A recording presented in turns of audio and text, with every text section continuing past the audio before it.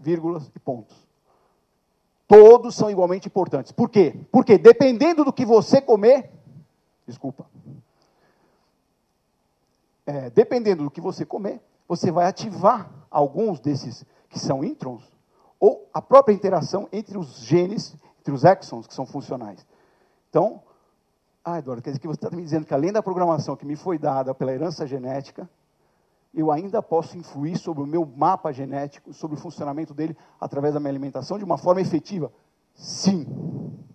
Não confundir com genética nutricional, que é uma coisa que vem há muito tempo e que estuda, sem dúvida, uma outra parte importante, que nós vamos ver um pouquinho mais para frente. Então, resumo, nutrigenômica é o impacto, a influência dos nutrientes sobre a sua expressão gênica. As proteínas, as enzimas, as caspases, tudo que você tem dentro da tua cascata celular metabólica, vem do teu genoma. E o teu genoma é influenciado pelo que você come. Então, o velho ditado, você é o que come, nunca foi tão confirmado. Você é o que come mesmo. Muito. Mais do que você imagina. Dentro das suas células. Então, só para diferenciar a nutrigenômica da nutrigenética. Uma é o impacto do alimento sobre os genes. A outra é o estudo de como os genes recebem a alimentação. Tudo isso leva, depois de muita conversa que nós não podemos fazer aqui, a ideia do estabelecimento de uma nutrição personalizada. E aí começa a nossa solução. Como eu vou fazer uma nutrição personalizada para hoje 6.750.000 pessoas divididas em 9 grupos? Eu tenho que ter 9 fábricas? Eu tenho que ter 9 fórmulas? 9 processos? Não. Não. Você vai entender que existem ferramentas que permitem trabalhar com uma tecnologia que te permite atender todos esses grupos. E vamos começar a falar um pouquinho da nossa área. Afinal, como falar do que a gente vive. A nanociência. Bom, é um ponto de vista. A partir do Pasteur, a partir do Bienen-Rorer, a gente começou a ver o mundo de um outro jeito. Além das bactérias, a gente percebeu que a gente pode chegar perto da natureza ao nível molecular. Nós começamos ao nível molecular. Tudo de importante que acontece com cada um de nós acontece primeiro em alguma célula. Ou uma célula sanguínea, ou uma célula cerebral, ou um órgão. Mas começa primeiro em uma célula. Uma pequena membrana lipoproteica, um pequeno núcleo, que em termos de massa é insignificante. Tem muita água ali, parecida com a água do mar. No entanto, é ele que vai determinar se você vai viver ou se você vai morrer. Né?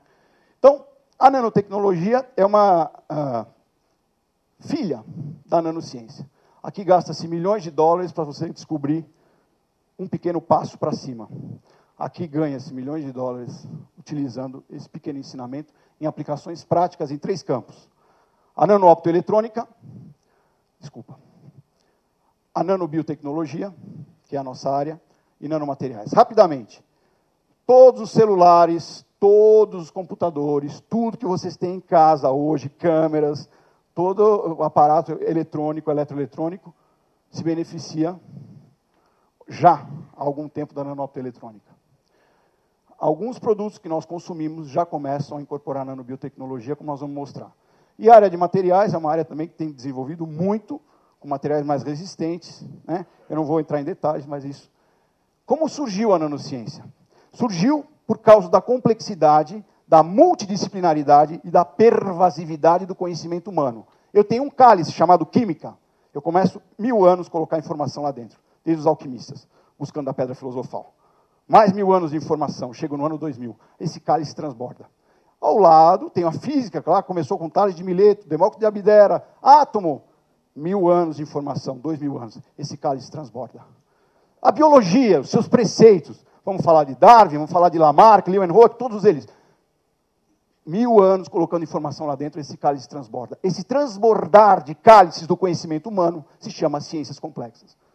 E começam a surgir novas ciências, como a genômica e a nanotecnologia, para dar conta do fim do especialista. Não cabe mais na era pós-industrial o especialista. Você é especialista no quê? Em nanotecnologia, então você não é especialista em nada. Porque ela é tão pervasiva, invasiva, grande e fluida, que ou você manja um pouquinho de muita coisa, ou você não manja nada de uma coisa só. Sei lá. É uma coisa importante a gente entender isso. É uma nova atitude em relação ao conhecimento humano. A árvore do conhecimento, a nossa lasanha chamada de camadas, chamada teoria do conhecimento, está alterada. Ciências da complexidade. Essa é uma filha das ciências da complexidade. Não vou entrar no mérito, mas peguei só 3 ramos dela, os mais importantes, a química, a biologia e a física. 2 posturas. Uma postura bottom-up, de baixo para cima, muito praticada hoje nos centros acadêmicos, nas universidades, né? No centro onde se busca a nanociência. Você pega átomos, pega moléculas, pega supramoléculas, reúne para poder conceber aparatos e ferramentas. E a postura que é praticada grandemente na indústria, da qual eu faço parte, top-down. Você pega a natureza bariônica, grandiosa, natural, como nós conhecemos, e começa a dividir, como o Demócrito falou, até quase chegar no átomo, no indivisível. Um pouquinho antes, na fase supramolecular, você tem uma partícula, e segura essa partícula lá embaixo, reveste, faz algum artifício do intelecto para manter ela nesse nível de energia anormal. Essa partícula, muito reativa, muito biodisponível, sítios de reação expostos por todo lado, é uma coisa incrivelmente potente. É aí, nesse pequeno reduto, que está a solução, ou uma das soluções tecnológicas para a indústria no futuro. Não tenho tempo para desenvolver tudo isso, mas acreditem, vocês estão aqui. Nós estamos vivendo hoje uma atualidade que é um marco para o futuro. Hoje, aqui, nós vamos experimentar produtos que advêm desses conceitos, que são o caudal, são depositários de todo esse tipo de tecnologia. Bom, para vocês entenderem a escala dimensional, isso é do professor Thoma, lá da USP, eu achei originalíssima essa ideia, não canso nunca de citar. Assim como a Terra está para uma bola de futebol, uma nanopartícula, no caso é um fulereno, 60 átomos de carbono, está para o diâmetro da bola de futebol. Então, ao contrário, top, down, down, bottom, up. Uma partícula com 60 átomos é um funcional nanotecnológico, um buckball de fulereno, está para uma bola de futebol, assim como a bola de futebol está para o nosso planeta. São 3 esferas com as quais nós convivemos. Aí uma visão um pouco mais organizada. De um lado, exemplos tirados da natureza, a formiga, o ácaro, os glóbulos vermelhos, a molécula de DNA concebida artisticamente, né? E átomos de silicone vistos, por exemplo, num microscópio de força atômica. E aqui, aparatos humanos, desde um alfinete, microaparatos que fazem parte de sensores, uma série de coisas, até chegar aos nanotubos de carbono. Nós trabalhamos daqui para baixo, micro escala e nanoescala. Trabalhamos no milionésimo do metro e trabalhamos no bilionésimo do metro. É tudo? Não, é o começo da brincadeira. Porque hoje já está se começando a trabalhar a nível intramolecular ou intraatômico. Isso vai muito longe, não tem fim. Bom, tá bom, muito bonito tudo isso, Eduardo, mas como eu vim aqui para ver as soluções da indústria de alimentos e bebidas, como tudo isso impacta na minha realidade, na minha fábrica, nos meus produtos, nos meus consumidores. Isso impacta diretamente da seguinte forma: esse novo portal do conhecimento influencia materiais com a produção de nanopartículas, nanoemulsões, nanocompósitos e nanoestruturas, que vão determinar mudanças em tudo. Hábitos de consumo, começando por quem consome, até modos de produção, relação entre matérias-primas, etc. Pena que a gente não pode entrar no mérito, isso aqui daria sozinho um grande estudo, um grande ciclo de palestras. Nós vamos atuar diretamente no processo produtivo, através de transferência de calor e massa, engenharia de membranas, engenharia em nanoescala, a nanobiotecnologia e a síntese molecular. Finalmente, vamos atuar diretamente na gênese dos produtos, ontologicamente falando da entrega de ativos, aquela boa vitamina que você sobredosa para poder atender a especificação da Anvisa, que todo mundo X%, coloca X% vezes 2, para poder, depois do fim do shelf life, atender, acabou esse problema, porque você agora vai ter uma ferramenta potente para poder entregar o que realmente você colocou na fórmula. Finalmente você vai ter um alinhamento dos seus custos com o que você entrega. A parte de formulação e suas relações intrínsecas, e a parte de embalagem, para dizer uma coisa que eu vou exemplificar mais para frente. Finalmente, na área de segurança alimentar e biossegurança, com os biosensores e toda a parte de qualidade, nanorastreadores para você encontrar problemas que houve na produção, espólio térmico, isso vai muito longe. Mas, enfim, a ideia aqui é andar de helicóptero em cima das ideias. Só 10 minutos, impossível. Vamos lá. Então, rapidamente, quem são os atores? Como é que a gente realiza? Como é que a gente instrumentaliza esse conceito na prática? Rapidinho. As mulheres conhecem lipossomas, muitos cosméticos têm, todas elas sabem. Eu gosto de falar para plateias femininas, porque normalmente elas já têm esse conhecimento intrínseco. Os homens ficam olhando para a minha cara e falam, como lipossomas? Não existe isso. Hã? Obrigado pelo sorriso de apoio. Hã? Então, nanopartículas lipossômicas, que têm uma aparência muito, assim, uma identidade grande com as células humanas, porque elas têm uma membrana de bicamadas, lipoproteica, ou lipídica.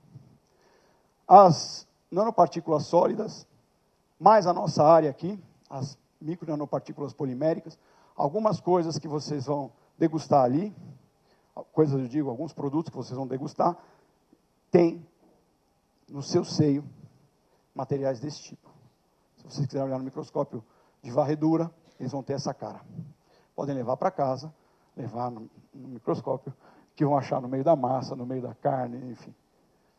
O fulereno que eu já citei, e o famoso nanotubo de carbono, que não pode faltar. Ainda não sabe muito bem o que fazer com ele, mas está aí. Agora, por que micro-nano, Eduardo? Eu tenho tanta coisa, meu Deus, cada feira que eu vou, cada programa científico que eu assisto, tem milhões de soluções. Eu vou ser enfático. Não é porque eu dediquei os últimos 20 anos da minha vida para isso, que eu vou defender essa tese. É porque vocês vão, junto comigo, compartilhar dessa tese. Micro e nano é uma grande solução de problemas. Por quê? Porque a gente trabalha com aumento de produtividade, a gente trabalha com redução de custo, e a gente trabalha com aumento de eficácia. Sabe por quê? Porque simplesmente, como se houvesse uma varinha de condão mágica, você toca naquela matéria-prima e ela aumenta a reatividade dela. Ela aumenta a biodisponibilidade dela. Ela aumenta a relação superfície-volume do tipo 1 grama. Meu Deus, eu não posso expor a ideia. Eu tenho que expor. Desculpa. Era para começar às 9. Começou às 9h30. Essa meia hora não é culpa minha. Eu tenho que falar as coisas. Então, vocês não têm um pouco de paciência e vão vir. Desculpa. Ou, se não quiserem, a gente vai embora também. Como eu vou falar tudo isso? Vai dar um nó na minha cabeça. Vamos lá. Melhor transformação alimentar. Melhor no sentido de embalagem, melhor no sentido de logística. Por quê? Eu falava da varinha de condão. Você tocou aquela matéria, dividiu ela até um ponto, encontrou um sítio de reação melhor para ele poder atuar. Você colocou ela numa forma favorável para aquela reação. Todo mundo aqui sabe que superfície de contato aumenta a velocidade da reação. Isso é química do colegial. Certo? Agora, se eu faço isso com uma matéria-prima do tipo, eu pego 1 quilo de carbonato de cálcio. Que área que eu consigo, no estado natural do carbonato de cálcio hidratado, como vocês conhecem, se ele vai ter aí, esse 1 quilo vai ter uma área de 100 metros quadrados de superfície. A gente transforma isso daí em 10 quilômetros de superfície. Dá para entender a velocidade de reação de 100 metros para 10 quilômetros? Dá para entender a força disso? Dá para entender o aproveitamento disso? É isso que nós estamos falando. Projetar alimentos, finalmente, mais saborosos e mais saudáveis. Eu vou pular isso. Vamos logo para o que interessa. É o seguinte. Esse é o principal slide do nosso encontro. Então, eu gostaria de gastar alguns minutos com ele. Todo mundo deve ter esse problema na sua empresa. Nossa, Guaraná é tão bom, Marapuama é tão bom, cafeína é tão bom, mas sabe, o gosto é horrível. O complexo B é tão bom, faz bem para o cérebro, mas o cheiro é horrível. E tal matéria-prima é insolúvel, é ótima, mas é insolúvel, ela turva, ela sedimenta, ela flocula, sei lá eu. Todos os problemas que a gente vive nos últimos 2 anos eu tenho vivido na indústria de alimentos. São muitos, e não são problemas cosméticos. São problemas substantivos. Realmente ninguém vai comer um negócio que tem uma aparência ruim. Ninguém vai comer um negócio que tem areia, como se fosse uma areia. Então, esse primeiro item é um item para a reflexão dos senhores. Essa ferramenta permite pegar substâncias que têm propriedades organolépticas indesejáveis e transformá-las em substâncias deliciosas. Porque nós vamos vestir uma nova roupa, como uma mulher que acorda de manhã, sem lavar o rosto, toda assim, ela vai se ajeitando com aquela graça que as mulheres têm, e você vai vendo aquela transformação. Quando ela sai do banheiro, aquilo é uma deusa. Você fala, meu Deus, não é a mesma mulher que entrou e a mesma que saiu. Ou antes de uma